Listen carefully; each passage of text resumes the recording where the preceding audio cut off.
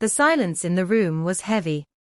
It felt like a physical weight pressing down on Maya's shoulders. She was sitting in a leather chair that squeaked every time she moved. Across the desk sat Mr. Sterling.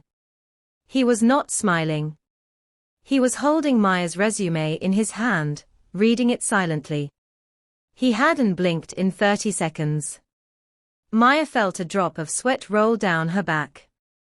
Her heart was beating against her ribs like a trapped bird. She had practiced for this moment for weeks. She had memorized answers about her strengths, her education, and her skills. But then, Mr. Sterling put the paper down. He took off his glasses. He looked directly into Maya's eyes and asked the one question she was not ready for. "Maya," he said, his voice deep and calm. "Tell me about a time you failed miserably." Maya's mind went blank. She opened her mouth, but nothing came out. But before we find out how she answers the impossible question. Hello, future English speakers. I am so glad you have joined me today. In this episode, you will learn English by listening to the story of Maya, a young professional who faces the most stressful event in adult life, the job interview. We have all been there. Your hands shake, your voice trembles, and you forget your own name. Today, we will learn how to handle difficult questions with confidence. To help you understand the story, we are going to focus on 3 specific power words that you will hear today: candidate, weakness, and authentic. Are you ready to get the job? Let's step into the office. Maya stood in the elevator of the glass tower. It was the tallest building in the city center. She was wearing her best suit, a dark blue blazer that made her feel professional. She checked her reflection in the metal doors. She looked calm on the outside, but inside, she was a storm of nerves. She was applying for a job at Apex Marketing. It was a huge company. They were famous for being excellent, but also very strict. The elevator stopped at the 40th floor. Ding! The doors opened, and Maya walked into the lobby. It was beautiful, but it was cold. The air conditioning was very strong. The walls were made of glass, and the floor was polished white marble. It smelled like expensive coffee and printer ink. She walked to the front desk. A receptionist was typing furiously on a keyboard. "Name," the receptionist asked without looking up. "Maya Lin," she said. "I am here for the 2 p.m. interview with Mr. Sterling." "Take a seat," the receptionist said, pointing to a row of black chairs. "He will be with you shortly." Let me clarify that phrase. "He will be with you shortly" is a polite, business way of saying, "he will come to see you soon." It is very common in customer service. Maya sat down. Next to her was another person. He was a man in a gray suit. He looked incredibly relaxed. He was reading a magazine and chewing gum. He looked at Maya and smiled. "Nervous?" he asked. "A little," Maya admitted. "Don't worry," the man said.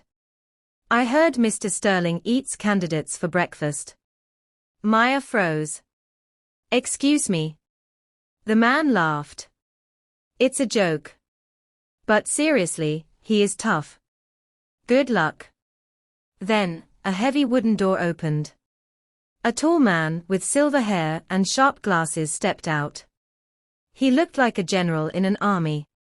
This was Mr. Sterling. "Maya Lin," he called out. His voice echoed in the quiet room. Maya stood up. She smoothed her blazer. She took a deep breath. She walked toward the door, leaving the safety of the lobby behind. Mr. Sterling's office was large and intimidating. One wall was entirely glass, showing a view of the whole city. But Mr. Sterling didn't look at the view. He sat behind a massive oak desk and gestured for Maya to sit. "Thank you for coming," he said. He didn't smile. He opened a folder. "I have reviewed your application. Your university grades are impressive. Your portfolio is clean. Thank you, sir, Maya said. Her voice was steady. She felt a little better. He likes my grades, she thought. This is going well. Mr. Sterling asked the standard questions first. Why do you want to work at Apex? Maya gave her prepared answer. She talked about the company's reputation and their recent campaigns. Where do you see yourself in 5 years? Maya smiled and talked about growing as a manager. She was doing great. She was hitting the ball back over the net like a tennis player. She began to relax. She leaned back in her chair slightly. She thought, I can do this. But Mr. Sterling was watching her closely. He saw that she was reciting memorized answers. He saw that she was playing it safe. He closed the folder. He leaned forward, clasping his hands together on the desk. Maya, he said slowly. These are all very correct answers. But I don't want correct answers. I want to know who you are. Maya's stomach dropped. The air in the room seemed to get thinner. Let's talk about your weakness, Mr. Sterling said. Tell me about a time you failed. A time you made a huge mistake. And don't tell me that you work too hard. I want a real failure. Let's pause here. This is a very difficult moment. When someone asks for a real failure, they are asking you to be vulnerable. To be vulnerable means to show your flaws or your soft side. It is risky. Maya's mind raced. She thought about lying. She could invent a story. Or she could tell a safe mistake, like the time she was 5 minutes late to a meeting. But she looked at Mr. Sterling. His eyes were sharp. He would know if she was lying. He was testing her honesty. The silence stretched out. Tick. Tock. Tick. Tock. Maya realized she had to tell the truth. The ugly truth. Maya is standing on the edge of a cliff. She has to decide if she will jump. But before she answers, let's look at the 3 power words that are shaping this interview. Word number 1, candidate. A candidate is a person who applies for a job, or is nominated for election. In this story, Maya is a candidate for the marketing position. Example sentence: the company interviewed 5 candidates, but only 1 got the job. Word number 2, weakness. A weakness is a quality or feature that is not a strength. It is a flaw or a limitation. In interviews, they ask this to see if you are self-aware. Example sentence: my biggest weakness is that I sometimes struggle to ask for help. Word number 3, authentic. This means genuine, real, or true. It is not fake or copied. An authentic person tells the truth about who they are. Example sentence: the manager liked him because his answers were authentic and honest. Okay. Maya needs to be authentic. She needs to stop being a perfect candidate and show her real self. Let's see what she says. Maya took a sip of water. Her hand shook a little, but she put the glass down firmly. Okay, Maya said. A real failure. She looked Mr. Sterling in the eyes. 2 years ago, she began. I was working as an intern at a small advertising agency. We were printing 5,000 brochures for a client. It was my job to check the spelling before sending the file to the printer. Mr. Sterling didn't move. He was listening. I was tired, Maya continued. I was trying to do 3 things at once. I glanced at the file, and I thought it looked fine. I pressed send. Maya swallowed hard. The memory still made her feel sick. 3 days later, the boxes of brochures arrived. My boss opened the first box. The client's name was Greenleaf Garden Supplies. But on the cover of 5,000 brochures, it said Greenleaf Garbage Supplies. Mr. Sterling's eyebrows shot up. Garbage, he asked. Yes, Maya nodded. Garbage. Instead of garden. It was a disaster. The client was angry. My boss was furious. The company lost money because we had to reprint everything. Maya paused. She felt naked. She had just told a potential employer that she had cost her previous company thousands of dollars. She waited for him to tell her to leave. And? Mr. Sterling asked. What did you do? I didn't hide, Maya said. Her voice was stronger now. I went to my boss immediately. I apologized.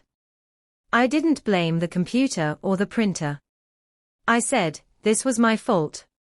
I was careless. She leaned forward. But then, I fixed it.